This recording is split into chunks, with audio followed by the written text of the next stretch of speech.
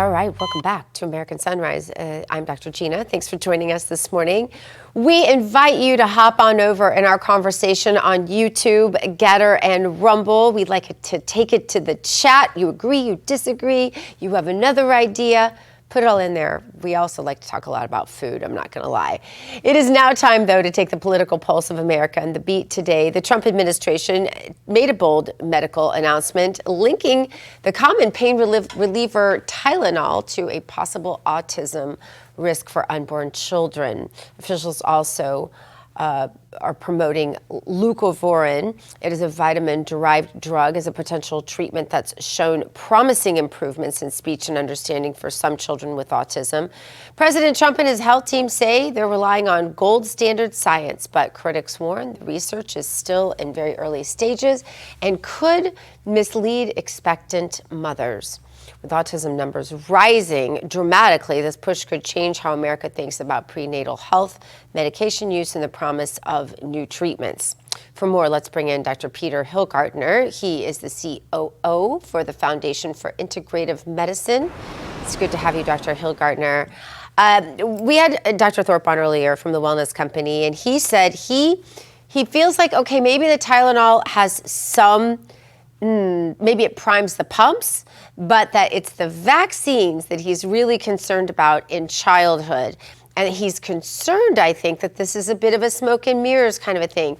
I'm encouraged that we're getting real studies. I'm encouraged that we're asking hard questions. I'm encouraged that we're not just laying down for whatever pharma tells us. What say you? Well, I agree with you. And first, I want to thank you for having me on. And I also want to really acknowledge President Trump and Secretary Kennedy for actually bringing this conversation, which is a much needed conversation. It's been something that's been long delayed. And I give them a lot of credit for wading into the minefield and actually bringing this topic to the forefront. When you have a problem that has gone from 1 in 2,000 and in 40 years to 1 in 31, we know that there's a bigger problem at hand. I think what they talked about yesterday, yes, is acetaminophen, is Tylenol implicated in there?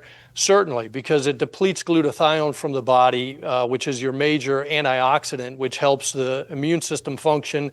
It helps the body detoxify. Not only are they prescribing it to women while they're pregnant, but they're also giving it to babies to ameliorate the fever that they get after the vaccine oftentimes. So just at a time that they've loaded them up with some of these potential heavy metals and other excipients, when the body actually needs the glutathione, they're giving it something that depletes. The other piece to the equation, though, is the leucovorin.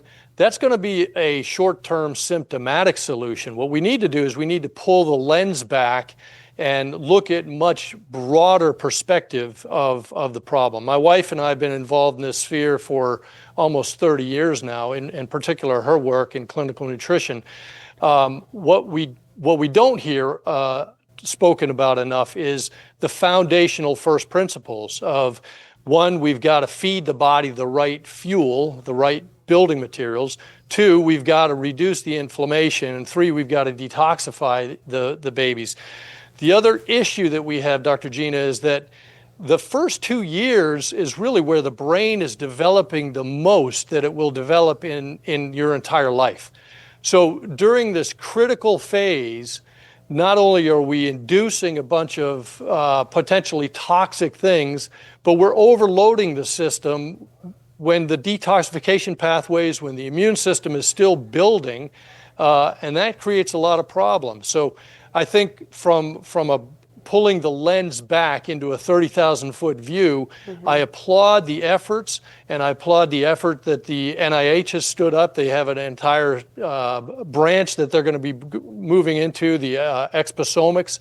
That's what we need. We need a lot of a broader view, but we also need to incorporate the clinicians, the parents. We need to get all the stakeholders that are involved in this problem with autism, because it is a national problem. When you've got 1 in 31 of our babies being born and coming down with a diagnosis of autism, that's a problem for the future of America. Yeah, yeah. And then you look at things like the Alzheimer's rates, which have just skyrocketed, and the deaths. You can't bring those children back.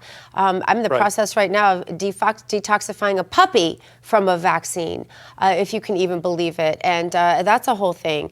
And sad to watch. A perfectly healthy puppy, you get a vaccine, and then but the veterinary industry is behind us here as we witness Maha, and so we'll hope that all we're asking for, all any of us are asking for here, is real research that's not funded by those who have a financial interest in selling a drug to fix it. That's it. That's all any of us are asking for. And Dr. Hillgartner, I appreciate your very innovative work and that of your wives. God bless you both in your continued effort to make America healthy again. Not to be trite, but that's what we're all trying to do. Thank you. I appreciate it. Absolutely. All right, for more reaction, let's bring in the host of America's Voice Live, Steve Gruber. Steve, it's so important that we're asking these questions. Look, 4 or 5 years ago during COVID, however long ago that was, I've lost count, we couldn't even say these things. We couldn't say the word ivermectin. We would have been pulled off the air. Not by Rav, I'm talking about by the powers that be. We couldn't, we had to couch everything we said. How dare we ever question something as household as Tylenol? Steve, had you said that, they'd had pitchforks at your door. We are in such an amazing time that we get to even ask these questions and look at real research and count on people like Secretary Kennedy to authentically take these issues on. It is a remarkable time. Here's something I was wondering if the doctor would have answered this question. I didn't realize this. And I saw this online. I said, well, that's not true. Because I saw a statistic online that almost half of acute liver failure in adults in America is tied to acetaminophen, tied to Tylenol. Yeah, I'm like, of course. Is that true? Yeah, 46%. Yeah. It's right here. It says it in the insert. Believe it. So if it says 46% of acute liver failure in America in adults is caused by Tylenol, why would you take it?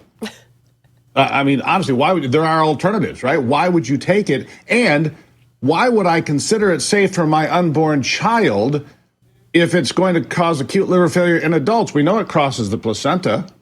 I just heard the doctor talking about the formative years of children and having this in there. That's like glutathione, which is the body's super savior, if you will, master antioxidant, I guess I would call it.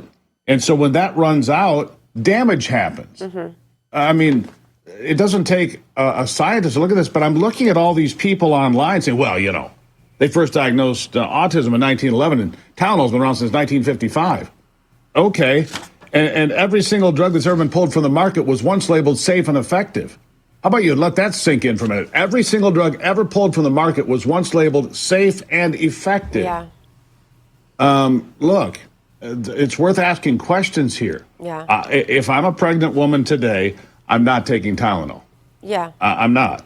But Steve, I think what Dr. Thorpe said earlier, I think this is really important. This isn't the answer to what happened with autism. We have to take a hard look at vaccines. It could be that Tylenol makes the path, right, for the vaccines to be even worse, because you're doing what? You're damaging their defenses, right? And then you're injecting all these heavy metals and foreign substances. And then what are you doing when the baby strikes the fever from the injections from the vaccine? You give them Tylenol. So I think there's a lot more questions to be asked as well, right along these lines. Well, and I want to quickly add to that. Earlier, Dr. Thorpe had said this is a smokescreen. What is it, Tylenol smokescreen or whatever we call it, smokescreen Tylenol?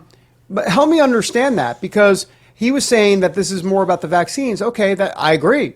But wouldn't RFK Jr. be of that same mind?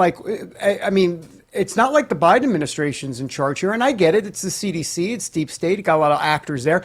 But still, Steve, RFK is kind of leading this. So where's the smokescreen exactly? Wouldn't they be the first ones to say, hey, be careful on the vaccines as well? I don't understand the smokescreen part of it. I don't understand that either, and I'll I just say do. this: let them do You their work. do? Explain it. Let What them is do it? their What work. is it? I don't think he was accusing RFK. Remember that they're dealing with these massive But it bureaucracies sounded like where there are a lot that. of people. It sounded like I heard that too, but that's not what I think he meant. I think what he meant is, first of all, I think what Secretary Kennedy is doing is, as the information, he's being so transparent, and I know this man, and I'm telling you, the sincerity is through the roof. And I think what he's doing is, as these studies come available, David Brody, he's making them available to us. We don't have the conclusive studies on vaccine-autism relationship yet. That is the plum, right? That is what we've all been talking about for decades and decades. I've been screaming this from the rooftops ever since, for more than 20 years. Lots of us have. But this is what they have so far. So I think to bring that to the public's attention in a timely manner, you just don't wait until you have everything to bring us a little bit. We're not used to that as an American public. We're used to getting information when the bureaucrats want to give it to us because it makes them look good. And he's not doing that. And I think that's important to note. Interesting perspective there. All right, Steve, let's switch to kind of the news of the day. President Trump, of course, set to speak at the United Nations General Assembly here. Let me check my clock. In about 5 minutes, that's when the schedule has him taking the podium. Your expectations for what we'll hear. What is it that you want to hear the president address? Well, speaking of fact-checking, I had to do this yesterday concerning the recognition of Palestine, which apparently the UK, Canada, and others are doing now. More than 140 countries recognizing something that doesn't actually exist at the moment. I'm confused by that. I assume that will come up in the conversations. I don't know what to expect, except that I expect him to put America first every single time. America's concerns, America's needs, America's priorities will be front and center, whatever that means. If it means no nuclear weapons for Iran, it'll mean that. If it means negotiations with Russia to end the war with Ukraine, it'll mean that. If it means stop the mass importation of people to the Western world through open borders, it will mean that. If it means the world economy getting set straight, it will mean that. Donald Trump is going to stand there and deliver for the American people because that's what he does every day. You don't have to agree with him every day. You don't have to like what his decisions are. You don't have to like it or agree with it at all. But you do know this. He's looking out for America every single day. Even if you disagree with him along the way or don't like the way he uses his words, that's fine. He always puts America first, and that's what he's going to do today in front of the world, in front of 190 nations. I'm still shocked that 140 have recognized Palestine, a country that doesn't actually exist. But that's where we find ourselves in 2025. And with a commander-in-chief that's not afraid to say, my country comes first, everybody else somewhere else. Hopefully he'll call for new green marble behind the UN where he speaks, because he doesn't like that green marble. It's cheap. He said it. I hope he does it. I'm just I can live with it. It's technically chartreuse, David Brody, not to correct you. Oh, I'm so sorry. Oh, my goodness. Wow. Well. It's not We're real fact-checking flattering. each other now, too. Okay. It's not I real ain't mad flattering at to him. most complexions, though. So I understand why President Trump has a problem with it. Wow, did we digress in that conversation all over the map. Steve Gruber, always fun with you. Thanks for being here. Thank you. Thanks, Steve. Coming up on American Sunrise, a legal expert, chartreuse, says the man accused of trying to assassinate President Trump is running out of options. I'm actually a failed design student, and that's why I know that, if you really want to know the truth. With evidence stacked against him, his only hope may be a last-ditch move to sway the jury. We'll discuss that and whatever other color questions we might have. Also later, a Boston nonprofit bringing joy to kids who lost parents to gun violence. Parties from Above is giving them a free birthday celebration to help heal the heartache. That story when American Sunrise returns.